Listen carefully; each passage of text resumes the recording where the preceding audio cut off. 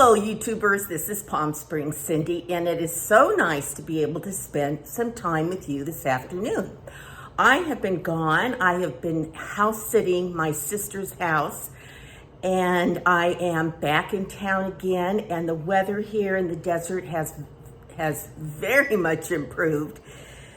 It's no longer 120-ish. It is around, I'm going to say 109. I'm not sure what the temp is today, but it's still hot, but it's not, in the high teens at the moment.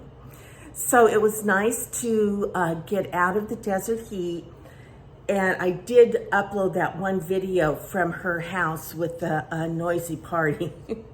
And so, that turned out to be just fine. So now that I'm home, it takes me a while to unpack and catch up on my sleep and sort of get things back to normal. It takes me forever just to unpack, because you'd think I was going clear across the world with all the things I have to pack to take with me. But hopefully I have to go to, I don't know if I told you about my driver's license situation, because I have to get my driver's license renewed. And so I took the test online. I've told you that part. But then I have to actually go into the DMV. So I made my appointment. I got there, and the minute I opened the door, there was this lady, and she was like, "Do you have an appointment? What's your code?" And so I was like, "I have an appointment." And then I thought, who the heck? I have no idea what my code is. But while I was standing in line, I went through my email and I found my code. Okay, get up. It's finally my turn after close to an hour, about 50 minutes. And the non-appointment line went faster than the appointment line. Go figure that. And so when I got up there, I wanted to get forgive me if I've told you this before, but I wanted to get my name. I wanted to find out about my name situation, because, according to my birth certificate, I was just born. I did not have a married last name. And then on top of it, on my birth certificate, it says Cynthia, and I've changed everything on my own to be Cindy. And so that is not working for me, because now I need to get a passport, and I can't get a passport because my name on my birth certificate is different than on my driver's license. So anyway, I talked to the gal at the desk, and she said, "You know what? You have time. I had a copy of my birth certificate, but they needed an original." Go figure. I don't know how that works, but so I have applied for my original. I did that online. It cost close to $100, $45 for the birth certificate, and $25, I think it was that, for the online person that, I forget the word, notary, on the online notary. So I did get an email that said the birth certificate place, the state records office received the notary request for my original copy, and it would be 70 business days, 70. So I have to go back to the DMV, because she said, "Don't get your license renewed. Just go back home, get your name changed on your birth certificate. It'll take a couple weeks. Come back, and then we'll do it all at once." Well, I'm not going to be able to, because my driver's license must be renewed in a month. So it'll take me too long. So I'll have to just get everything redone again. Renew my license under my current license name. When my other information comes in, go back to the DMV, redo it under my birth certificate name. Okay, if that makes any sense at all. So that was kind of a crazy day. Going to the DMV is a real experience, let me tell you. Oh my land. I'm not even going to go there. Okay, today first of all, like I said, I've been out of town. I came back. I've been out of it for about a day and a half. A lot of sleeping. I did a little grocery shopping, and not too much. By the way, look at my nails. They're growing. that stuff, that OPI stuff that I bought is really working, and I like this color because it's so natural. They actually have to be done again, but I'm thrilled. They're not chipping or anything. So hip hip hooray on that. Okay, how do I begin this? When I retired, while I was still working, you know, I was computer literate. I knew how to do everything that I needed to do. Hold on.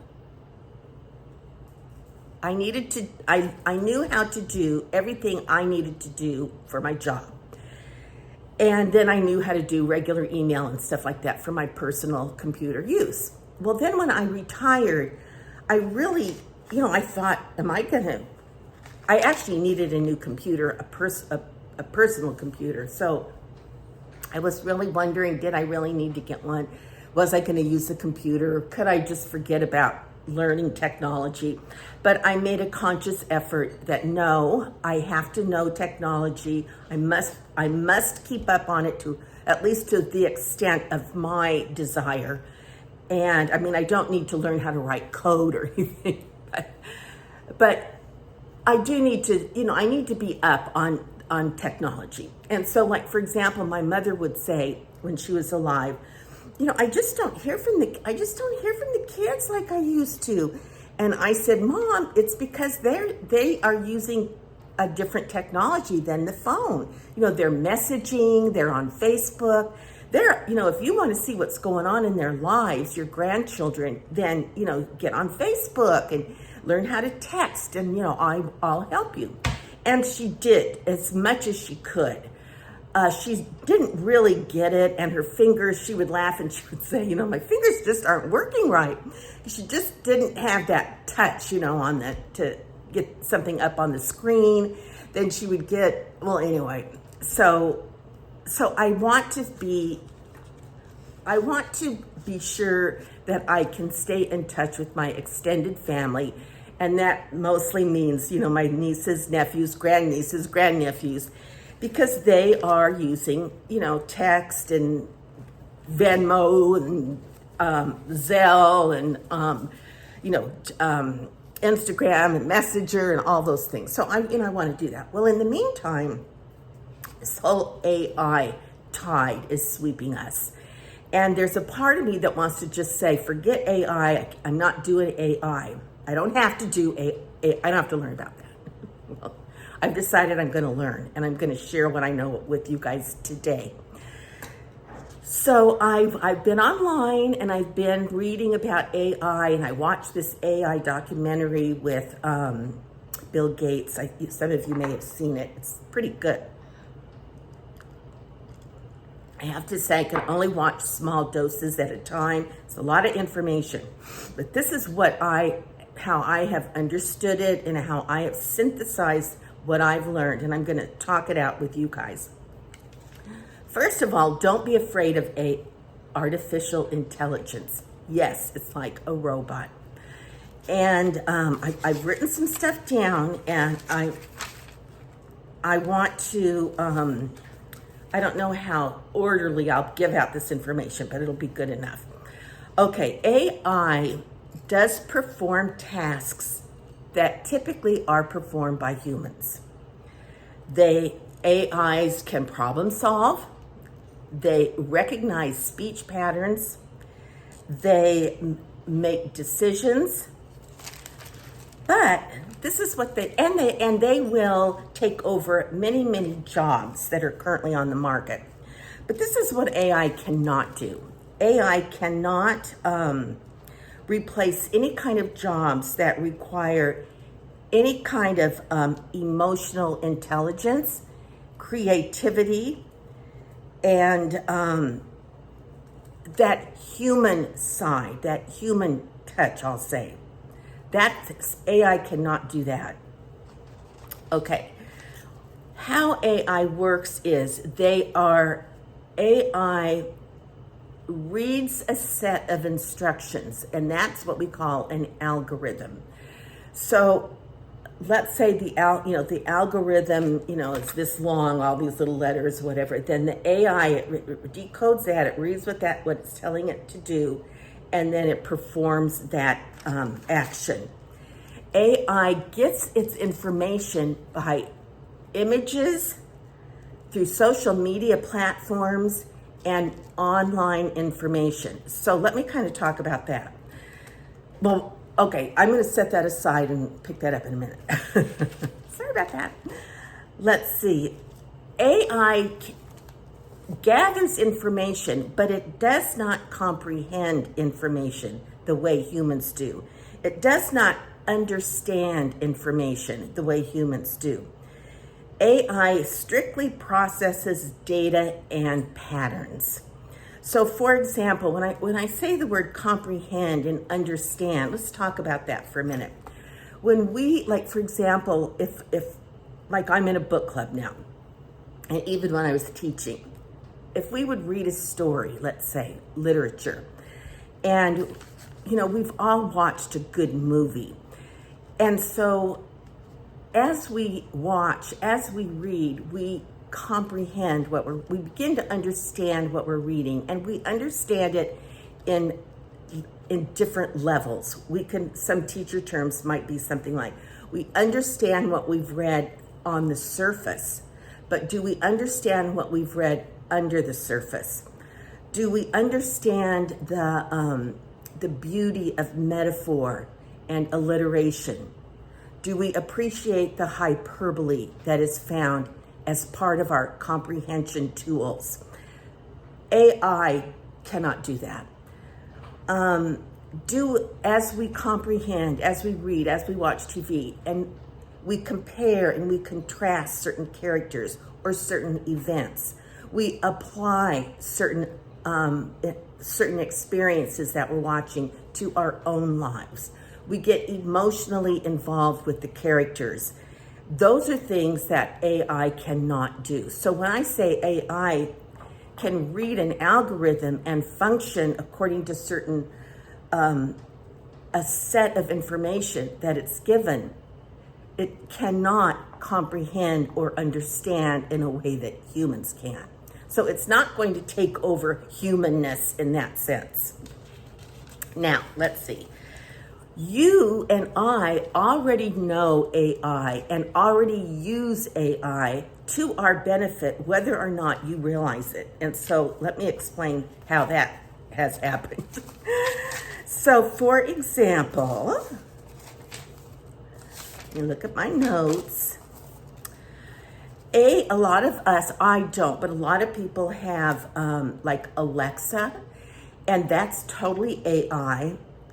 When you hear those ready-made responses, like you might also like, or another song you might listen to or whatever, that is AI at work. When you watch YouTube or Netflix, and at the end of a series or a movie, it might say something to the effect of, these are other recommended titles you may enjoy. That's AI. If you're listening to a radio station and then it says something will come up on the screen and say, other stations that you might enjoy. So all of that is AI. Self-driving cars, AI.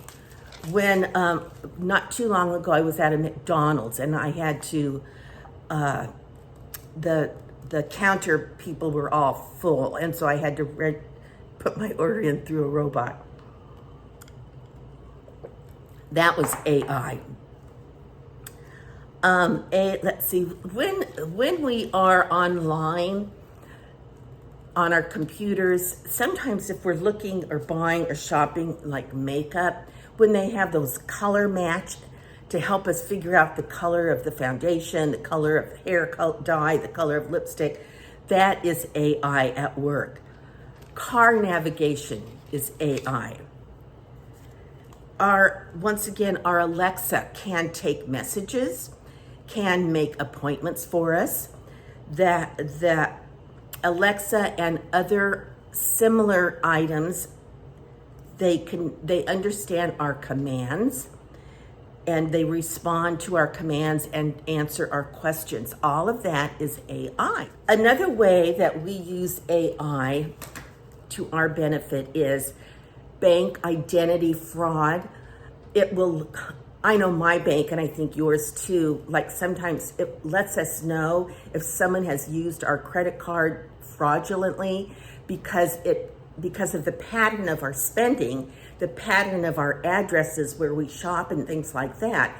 AI will recognize something that's not in that pattern, and if something has been charged using one of our credit cards, then we will be notified. That's AI at work. A funny AI anecdote. One thing my mother was really good at was her Alexa. So she would come in, and she loved her music, and she would, Alexa, play this, or Alexa, play that. Well, when she was getting older and getting a little bit demented, I'll say, one of the people she loved listening to was Henry Mancini. And she loved his music, she played his music, and so, she would say, Alexa, play Henry Mancini, or whatever. Well, so towards the end of, when she was getting a little bit older, she would say, Alexa, play Robert Mondavi. So we would, and she would say, I can't understand why it's not working.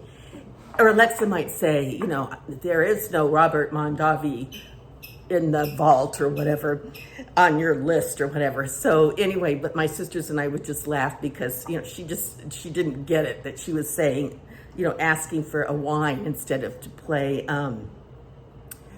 one of her favorite composers and musicians. So I guess what I want to say is don't be afraid of AI. Can you hear Poppy?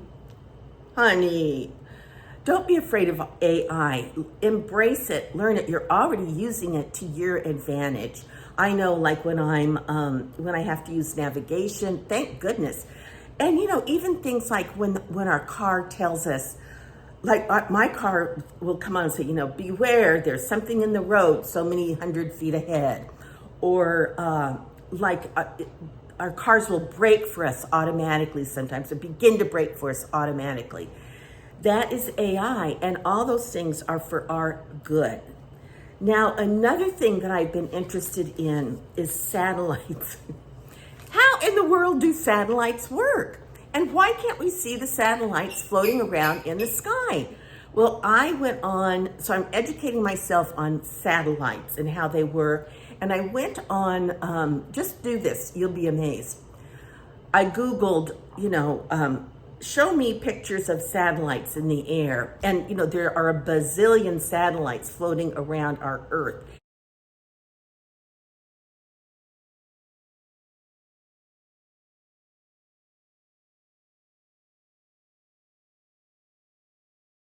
They're in a certain layer that captures them, and between their speed and the distance from the Earth, they stay where they're supposed to stay, I'll say. So, and they act on radio waves, I guess. And remember when we were growing up, that transistor radio was that huge invention. And it boils down to that same transistor radio. So many of our technological advances are built on that transistor. So then I Googled transistors. So now I'm learning about that. I had to unpack the whole satellite thing to some of its bare roots. It's satellite 101. Well, okay, that was my topic today. Just wanted to talk to you about AI. Don't be afraid of artificial intelligence. And I have been watching, I don't know if it's called The Beef or Beef. It's that, it starts out really good, but it fizzles out. Allie, I don't know, it's that series where it's an Asian family, and she's a famous artist, and I don't know what he does, but she discovered some plant thing. I don't know, but anyway, it starts out good, but then, like I said, fizzles out. But then I started watching The Bear. Oh, you guys, The Bear is one of these are my all-time favorite series.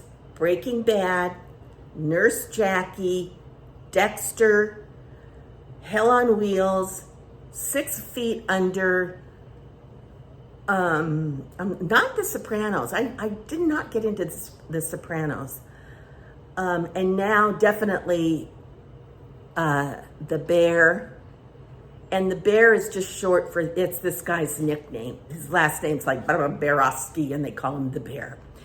If you're into cooking, if you're into excellent acting and characters that leap off the screen, you've got to watch The Bear. It is not family friendly, and there are more F-bombs than I care to listen to, but the acting and the storylines are just phenomenal. And the cinematography is phenomenal. It's excellent. So I highly recommend, well, like I said, it's pretty gritty, so at your own risk. What else have I seen that was good? I have seen a couple really good things, but actually, that's it pretty much, because I was able to watch The Bear at my sister's because she has Hulu. I don't have Hulu, and I wanted to sign up for a trial to finish season 3, but it was too complicated. AI was of no help at that point. So anyway, that's that. And for my book club, we are reading It Stops With Us, something like that. I have started it, but I've only just begun. So, all right, you guys, this is Palm Springs Cindy. Sorry I have not been on for a while, but it's so good to see you again. Thank you for watching. P.S. I love you. And until our next conversation. Bye-bye.